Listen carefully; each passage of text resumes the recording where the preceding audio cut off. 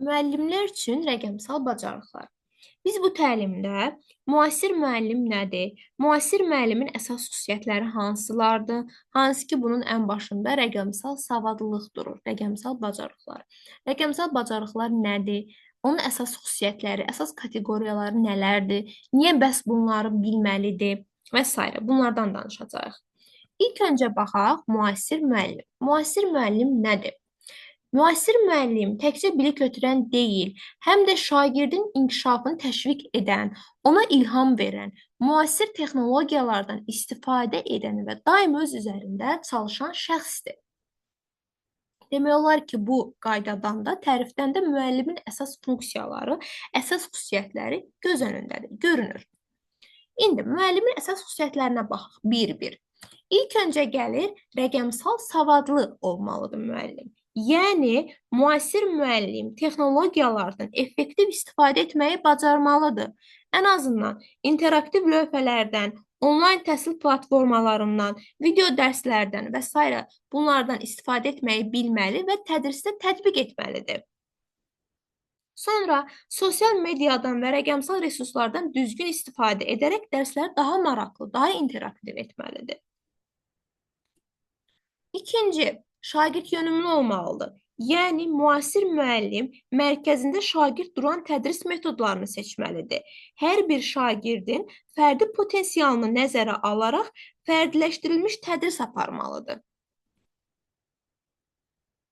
Daim özünü inkişaf etdirən olmalıdır müasir müəllim. Yeni metodikadan, yanaşmadan istifadə etməlidir. Həmçinin özünün inkişafı üçün müxtəlif seminarlarda, webinarlarda, təlimlərdə iştirak etməlidir. Özünü inkişaf etdirməlidir. Oxumaq, araşdırmaq, paylaşmaq vərdişlərinə sahib olmalıdır.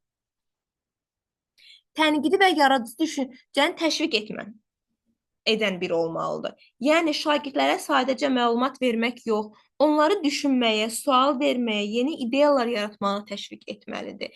Bildiyimiz kimi, müasir təhsil sisteminin dərsin mərhələlərində də həmçinin birinci motivasiyanın qoyulması, problemli sualın yaradılması, problemli sualın qoyuluşu ilk əsas mərhələdə bunlar durur.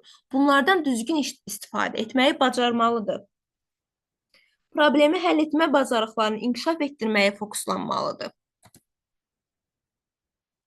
Empatiya və ünsiyyət bacarığı yüksək olmalıdır müasir müəllimin. Yəni, şagirdləri anlamağa çalışmalı, onların psixoloji vəziyyətinə həssas yanaşmalıdır, səmimi, açıq və dəstəkləyici ünsiyyət qurmalıdır. Və son olaraq da komanda ilə işləmə bacarığı yüksək olmalıdır. Nəinki özünün, həmçinin şagirdləri də bu bacarığı formalaşdırmalıdır. Özü daim digər müəllimlərlə, şagirdlərin valideynləri ilə, sinif rəhbərliyi ilə, məktəb rəhbərliyi ilə daimi əlaqədə olmalıdır. Əməkdaşlıq bacarığını yüksəltməlidir. Şagirdlərdə də komandada işləmə vərdişlərini formalaşdırmalıdır. Biz dedik ki, müəllimin əsas xüsusiyyətlərindən biri onun rəqəmsal savadlı olmasıdır. Yəni, rəqəmsal bacarıqlara sahib olmalıdır. Bəs rəqəmsal bacarıq nədir? Müəllimlər üçün, əsas da müasir müəllim üçün rəqəmsal bacarıqlar müasir tədris prosesində uğurla fəaliyyət göstərə bilmələri üçün zəruri olan texnoloji biliş və vərdişlərin toplusudur. Bu bacarıqlar müəllimlərə dərsi daha effektiv, interaktiv və müasir texnologiyalara uyğun şəkildə keçməyə imkan verir.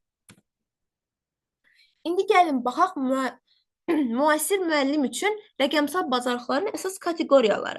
Əsas hansı kateqoriyalar var? İlk öncə rəqəmsal savadlılıq. Əsas rəqəmsal savadlılıq. Bu nədir? Kompüter və mobil cihazların istifadəsi, fayl idarə etməsi, məlumatların saxlanılması, əməliyyat sistemi və s. Yəni, müəllim ən azından kompüter idarə edə bilməlidir. Mobil cihazlardan, smartfonlardan istifadə bilməlidir.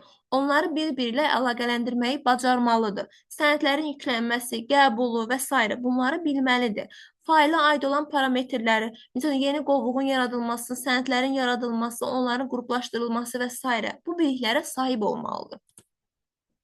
Ofis proqramlarını bilməlidir. Ən azından Word, Excel, PowerPoint bu əsas ofis proqramları biliklərinə sahib olmalıdır. Nəyə görə? Çünki müəllim sınaq imtahanları hazırlayır, summativlər, testlərin hazırlanması, konspektlərin, dərs materiallarının hazırlanması və s. Bunların hər biri Word proqramı vasitəsilə olur.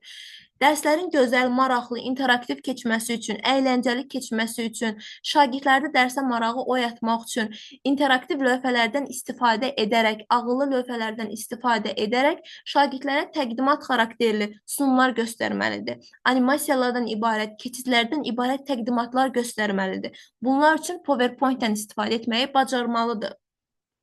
Hesablama üçün, misal üçün kimyada, fizikada və yaxud da riyaziyyat fənnində hesablamaların aparılması üçün, diaqramların, sxemlərin qurulması üçün ən azından Excel proqramında sadə anlayışları bilməlidir. Onlayn tədris platformaları. Bunlarla tanış olmalıdır. Çünki pandemiya dövründə də bildiyimiz kimi tədrisin çox hissəsi onlayn formada keçirildi. Həmçinin hazırlıqların da əksəriyyətində hal-hazırda onlayn formada tədris olunur. Ən azından hansı onlayn tədris platformaları var? Misal üçün, ən çox istifadə olunan Zoom-dur, Google Meet-dir, Teams-dir və s. Bunların istifadə qaydasını bilməlidir. Onları necə yükləmək olar, necə istifadə etmək lazımdır, dərslərin daha effektiv keçməsi üçün və s. Bunları bilməlidir. İnternet resurslarının tədrisdə istifadəsi. Yəni, elektron dərs vəsaitləri, YouTube dərsləri, rəqəmsal kitabxanalar və s. Bunları bilməlidir. Rəqəmsal təhlükəsizlik və etika. Yəni, şəxsi məlumatların qorunması, uşaqlara rəqəmsal təhlükələrdən qorunma yollarını öyrənmək, kibernetik davranış qaydaları və s. Bunları bilib uşaqlara tətbiq etməlidir. Süni intellekt və innovativ texnologiyaların tədrisdə istifadəsi. Misal üçün, hansı süni intellektlər var? Khan Akademi, Canva, ChatGPT və s. Bunlardan istifadəni bilməlidir və uşaqlara da onlarda necə istifadə etmək lazımdır səmərəli şəkildə tədris üçün. Bunu öyrətməlidir. Əsas rəqəmsal savadlıq özü də 3 qrupa bölünür. Bayaq qeyd etdiyimiz kimi, kompüter və mobil cihazların istifadəsi, fayl idarə etməsi və məlumatların saxlanılması, əməliyyat sistemlərinin əsasları. Bunlar haqqında, hər bir haqqında ayrı-ayrı videolarda sizə izah verəcəm. İndi, biz ümumi baxaq ki, bu bacarıqlar niyə vacibdir bizə? Niyə məhz rəqəmsal bacarıqlar vacibdir? Çünki bu, şagirdlərin diqqətini saxlayır. Yəni, vizual və interaktiv dərslər vasitəsilə istənilən bir məlumat, təlim materialları şagirdlərin diqqətində qalır.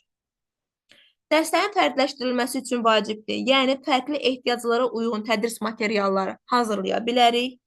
Tədrisin keyfiyyətinin artırılması üçün vacibdir. Yəni, texnologiyanın imkanlarından istifadə edərək biz tədrisin keyfiyyətini artıra bilərik. Və uzaqdan təhsilə hazırlıq üçün.